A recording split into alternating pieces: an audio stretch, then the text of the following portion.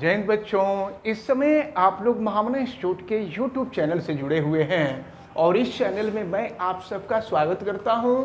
आज हम लोग class 10th mathematics Hindi medium NCERT book के चैप्टर 6 त्रिभुज यानी ट्रायंगल के अंतर्गत आज हम लोग पढ़ने जा रहे हैं आधारभूत समानुपातिकता प्रमेय।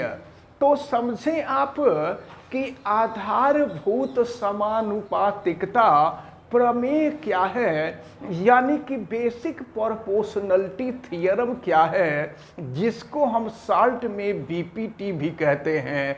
लेकिन इसके पहले मैं आपको बता दूं, हमने आपको बताया था कि दो त्रिभुज समरूप तब होते हैं जब उनके कोण आपस में बराबर हों और उनके भुजाओं के अनुपात आपस में बराबर हों, यानी उनकी भुजाएं समानुपाती हों तो दो त्रिभुज समरूप होते हैं।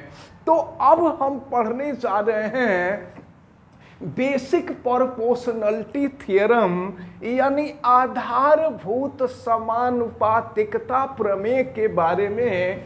और हम आपको बता दें कि इस प्रमेय को गणितज्ञ थेल्स ने दिया था। थेल्स बहुत बड़े गणितज्ञ थे, इसको थेल्स ने दिया था, इसलिए इस प्रमेय को हम लोग थेल्स का प्रमेय भी कहते हैं। ये जो आधारभूत समानुपातिकता प्रमेय यानी बेसिक प्रोपोर्शनलिटी थ्योरम, जिसको शॉर्ट में बीपीटी कहते हैं, हम आगे चल करके आपको बीपीटी ही कहेंगे, बीपीटी ही बताएंगे। तो आप समझ जाइएगा कि हम बेसिक प्रोपोर्शनलिटी थ्योरम यानी थेल्स के प्रमेय की बात कर रहे हैं। और थेल्स का प्रमेय क्या है, यह बेसिक प्रोपोर्शनलिटी थ्योरम क्या है, इस थ्योरम को आप जरा ध्यान पूर्वक देखें। यदि किसी त्रिभुज की एक भुजा के समांतर, देखिए ये है त्रिभुज ABC और त्रिभुज ABC की एक भुजा है BC और इस BC के समांतर एक दूसरी रेखा खींची गई है DE। देखिए, यदि किसी त्रिभुज की एक भुजा के समांतर अन्य दो भुजाओं को भिन्न भिन्न बिंदुओं पर प्रतिच्छेद करने के लिए एक रेखा खींचा जाए, तो मतलब क्या हुआ कि कोई त्रिभुज ABC है और त्रिभुज ABC की एक भुजा BC के समांतर दूसरी रेखा DE खींची गई है और यह DE इन दोनों अलग अलग भुजाओं को अलग अलग बिंदुओं पर प्रतिच्छेदित कर रही है। प्रतिच्छेदित का मतलब काट रही है।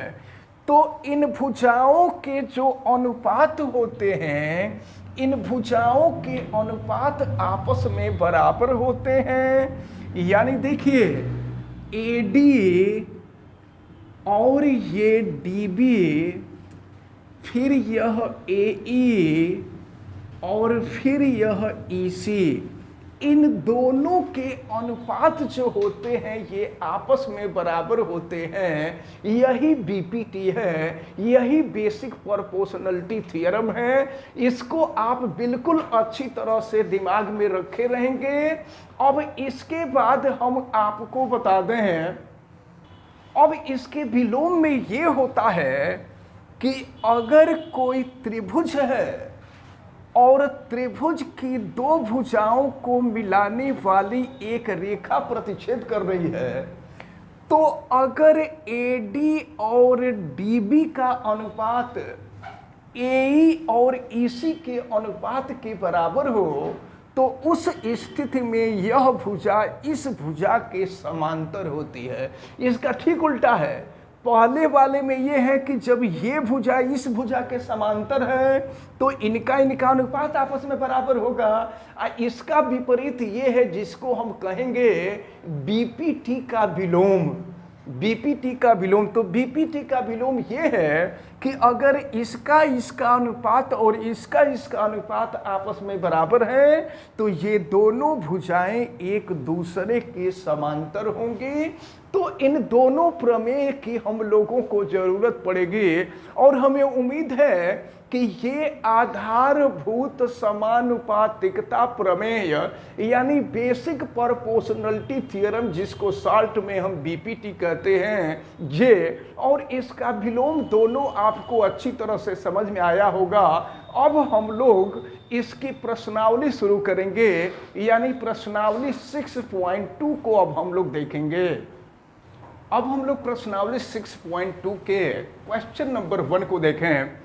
क्वेश्चन नंबर 1 में दिया है आकृति 6.17 फर्स्ट और सेकंड। देखिए ये जो आकृति आप देख रहे हैं यह फर्स्ट आकृति है और ये जो दूसरी आकृति है ये सेकंड आकृति है। इसमें ईसी, फर्स्ट में ईसी ज्ञात करना है और सेकंड में एडी ज्ञात करना है। तो चलिए जरा ध्यान पूर्वक देखें। अच्छा, अब देखिए दिया हुआ है कि यहाँ DE पैरेलल टू BC। देखिए DE जो है BC के पैरेलल यानी समांतर है। तो जब DE BC के पैरेलल है, समांतर है, तो यहाँ बेसिक प्रोपोर्शनलिटी थ्योरम लगेगा। और आपसे पहले वाले में EC की वैल्यू पूछी जा रही है, ये EC का मान पूछा जा रहा है। तो चलिए देखें, हम फर्स्ट को सॉल्व करें और यहाँ लिख सकते हैं BPT से, यानी बेसिक प्रोपोर्शनलिटी थ्योरम से। देखिए क्या होगा, ये फार्मूला AD अपान हो जाएगा DB is equal to AE upon हो जाएगा EC।